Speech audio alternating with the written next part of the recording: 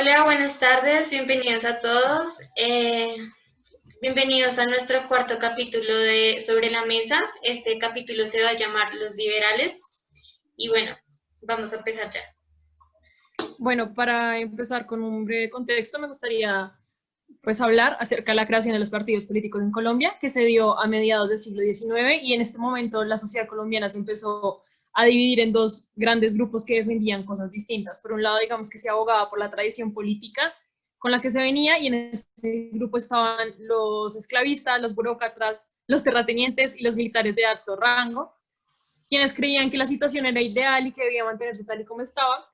Y por otro lado, se armó otro gran grupo que apoyaban la idea de transformar el Estado colombiano.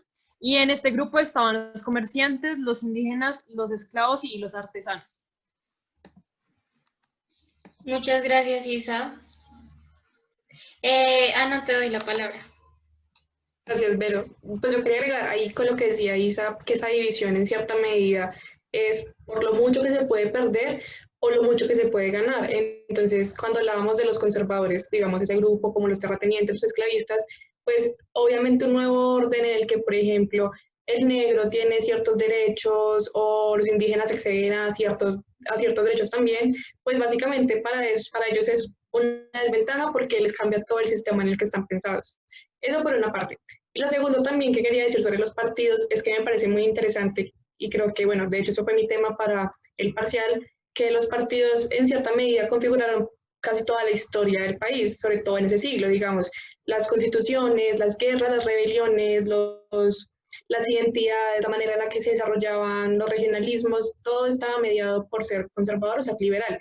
Y ello no quería decir que hubiera cierta ideología. Ahí creo que lo mencionaba el fundador del Partido Conservador cuando decía que ser conservador no era lo mismo que ser amigo de Bolívar, que en cierto punto Santander pudo haber sido más cercano al conservadurismo por ciertos temas, no sé, políticos, o que en algún punto Bolívar pudo haber sido liberal, pero que eso no los limitaba para ser en uno o en otro bando. Entonces creo que en cierta medida también como que había una fluidez sobre en qué partido estaba, más como por intereses propios que por realmente esa ideología, excepción de pronto la religión. Muchas gracias, Ana. Yo quería agregar algo y es que hemos visto que a lo largo de la historia se ve a pie cómo es que las personas, sí, su identidad se basó muchas veces en los partidos. Entonces, toda la historia colombiana del siglo XX fue marcada por esto. Las familias se caracterizaban por tener una tradición conservadora, tradición liberal, y eso hacía parte del imaginario de todos los colombianos. Y ahora le cedo la palabra a Tomás. Listo, muchas gracias. Bueno, pues digamos, yo quiero también aportar un poco la línea en la que estaba Ana, y es en cómo no hay como unos límites claros, ¿no? Es una barrera como una frontera muy porosa entre lo que es ser de un partido o ser del otro, pero también, digamos, como creo que se puede analizar muy bien desde la parte económica.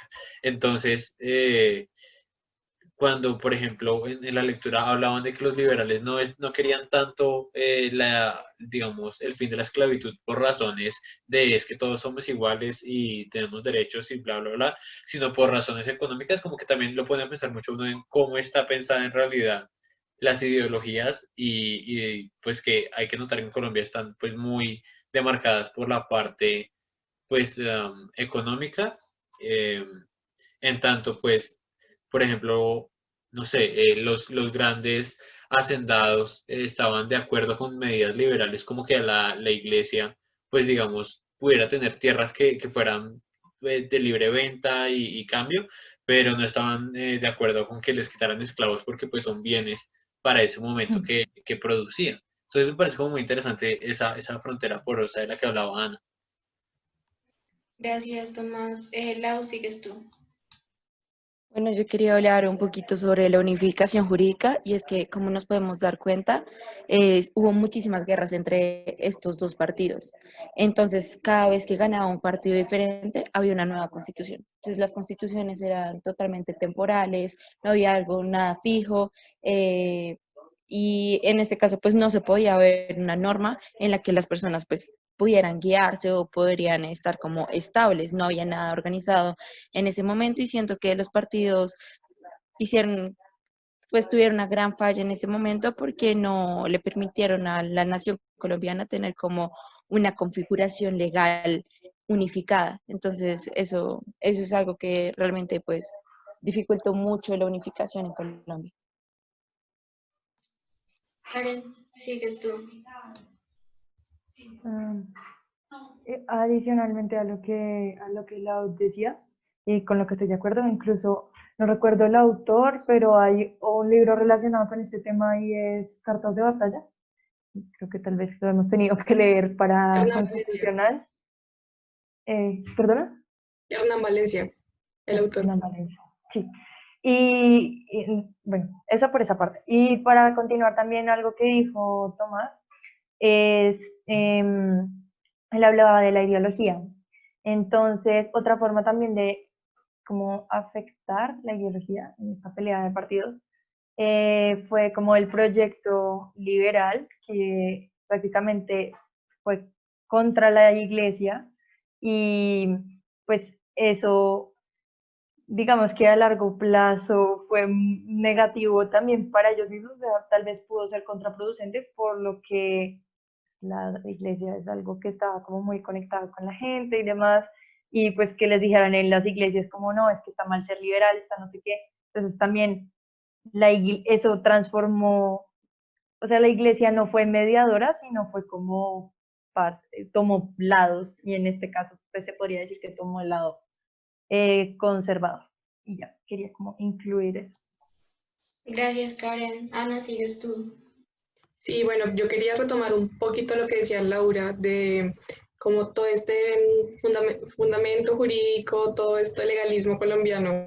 Y es que ahora que me acordaba, digamos, de la época pre-república, la colonia y todo eso, pues cuando uno mira el paso de eso a la independencia, a la república, no es que haya muchos cambios en cuanto a cómo funcionaba el país. O sea, algo que decía la lectura era que bueno, manteníamos las mismas leyes, o si no se creaba nada nuevo, entonces funcionaba lo de España, mercantilismo, listo, mercantilismo se mantiene, ¿ya para quién? Ya no es para la corona, ahora es para la capital, o por ejemplo esto de meterse en la vida privada, regular todo eso, o sea, un pensamiento todavía muy colonial, y digamos, ahí también podía enfrentarse un poquito con lo que mencionaba Karen de los problemas del Partido Liberal, porque pues diferente a lo que hacía el conservador de tener esa alianza con la iglesia, en cierta medida como establecida, pues el liberal decía, bueno, hay que renovar instituciones, hay que dejar que la religión siga existiendo, pero que sea algo privado, no algo público, no algo que interfiera en la vida política.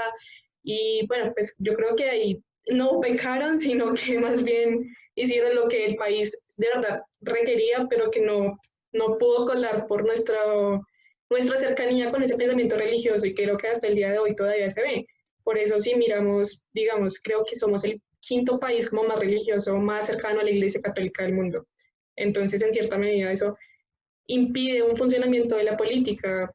El hecho de que digamos que somos un país romano, apostólico, bueno, esa chorreta de términos hace que, queramos o no, esas libertades, esos derechos estén cortados. Sí, pues viendo, de acuerdo con lo que dice Ana, pues aún en el siglo XXI seguimos viendo que muchas de las decisiones que se toman o muchos de los argumentos, por ejemplo, de algo que se va a aprobar en el Congreso tienen argumentos puramente religiosos. Entonces vemos que acá en Colombia no han aprobado ciertas cosas como el aborto, la eutanasia, y muchos de sus argumentos, más que basarse en argumentos científicos o, bueno, no sé, son argumentos religiosos. Bueno, Karen, sigues tú. Perdón. No, siento que nos desviamos un poquito, entonces quisiera también agregar algo y luego como redireccionar el tema. Y es, bueno, lo que quiero agregar es que lo que dije Vero y Ana es muy cierto, incluso me recordó una noticia que no sé si escucharon la semana pasada, como una polémica porque un juez de casamiento no quiso casar a una pareja del mismo sexo como en la costa y argumentó que no las podía casar por sus convicciones religiosas, cosa que es curioso porque pues independiente de sus condiciones religiosas, él es juez de casamiento y pues eso no debería entrar, digamos, como un argumento válido desde mi punto de vista. Y bueno, ya reconectando con lo otro, lo de clases sociales y como el poder se fue desarrollando, como que sí es cierto que no hubo un cambio, como lo que decía Ana, que no hubo un cambio como tan marcado, o sea, sí, dejó de ser de los españoles, pasó a ser de los criollos, y, pero como en la misma dinámica. Y siento que ese es un gran problema para la configuración de la nación colombiana y de la identidad y todo, porque digamos que siempre ha sido como una oligarquía de élites, porque pasaron de los españoles a los criollos, pero a los criollos de clase alta. Y independiente de liberales o conservadores, los que tenían los que estaban en el poder y tenían como medios para estar, es porque tenían capital, influencias, incluso de familias. O sea, no es en nuestra nación no es raro ver que un presidente es el primo de alguien, el sobrino del otro, el nieto. Entonces, eso me pareció como interesante también para ponerlo ahí a discusión. Muchas gracias, Karen. ¿Sigues tú, Tomás? Sí, digamos, pues como para ir también un poco cerrando la discusión, concuerdo con lo que dice Karen de que la sociedad, pues como colombiana, se ha visto también como afectada por cómo se estructura, pues el poder, pero también, pues como que, digamos, dentro de este periodo uno puede ver que en realidad, o sea, qué tanto en realidad significan los partidos, ¿no? O sea, qué tanta diferencia hay entre uno y otro. Porque lo que pasa también, o lo que pues yo observé en la lectura es que lo que se cruzan son agendas políticas, pero que en realidad pues el único fin de ambos partidos es mantenerse en el poder, ¿sí? Es existir. Entonces como que eso lo lleva a uno como a reflexionar un poco sobre en realidad cuál es la pelea que ha existido. Y pues yo creo que de pronto pues podríamos irlo pues viendo en otros episodios, pero sí creo que esta es la reflexión como más importante de hoy y es que tanto en realidad los partidos representan a los colombianos. Listo, gracias, Tomás. Te cedo la palabra. Sí, listo. Pues hablando un poquito de lo de la agenda política, es demasiado interesante que en la lectura mencionaban que ellos no estaban tan alejados entre sí políticamente, o sea, ellos todos coincidían en un Estado de Derecho, en una ley limitada, que la soberanía radicaba en el pueblo, todo eso estaba como de acuerdo, la diferencia estaba en su agenda social. Entonces, cuando hablábamos de, ok, la educación, ¿por qué los liberales quieren que Bentham esté en la institución, pero por qué los conservadores dicen no, va a ser la educación directamente desde la iglesia, directamente católica, el derecho canónico, no el derecho de Bentham, no el utilitarismo? O bueno, entonces la esclavitud, lo que hablábamos ahora de, bueno, entonces los conservadores quieren aplazar lo más que pueden la ley de vientres, quieren que estos negros que nacen libres trabajen hasta los 21 años, que demuestren que van a hacer algo productivo con su vida, o que si no, entonces van a seguir bajo el yugo del esclavista. Y el liberal dice, no, ellos van a ser mejores dentro del campo económico, ellos van a producir, se unen a la mina, se unen a la empresa, lo que sea que tenga también el comerciante. Entonces se me hacía un poquito interesante porque finalmente, o sea, es una discusión sobre una agenda un poquito más marcada que, bueno, ahora que aprovechaba que menciona Karen por el chat, que puede llegar a ser un aparato ideológico del Estado, de lo que decía Althusser. Gracias, Ana. Y ahora sí, para cerrar, le cedo la palabra a Laura. Muchas gracias, Vero. Bueno, finalmente es evidente que hay como una historia de parte de las élites para mantenerse en el poder. Incluso en la lectura se hablaba de que en ese momento el vicepresidente, bueno, los gobernantes eran familiares entre ellos mismos, que era el nuero o el primo o el abuelo o el hermano. Entonces esto es algo que continúa en la actualidad. Entonces podemos ver como esa trayectoria. Y igualmente, como mencionaba Tomás, muchas veces y actualmente en especial los colombianos mediante algunas cifras, han establecido que no se sienten pertenecientes a ningún partido. Y es precisamente por eso, porque siempre han estado las élites encima. Entonces las élites siempre van a estar buscando mantenerse en el poder en vez de pensar tal vez en el bien de la sociedad o en lo que el pueblo colombiano quiera. Entonces yo creo que eso es algo que debemos todos tener en cuenta y con eso finalizo. Gracias. ¿Quieres agregar algo más? Sí, a lo que decía Lau, como ya para cerrar una cosita pequeña, es que probablemente como ese pensamiento de querer quedarse en el poder y dejar de lado como a las otras personas que también son parte de la nación, a las otras clases y demás, eso pudo ser un factor clave para fragmentar el sistema bipartidista y por eso es que ahora hay tantos partidos. Entonces, era como para dejar esa reflexión final. Puede ser una consecuencia. Muchas gracias, Karen. Bueno, gracias a todos los que están escuchando. Nos vemos en un próximo capítulo de Sobre la Mesa.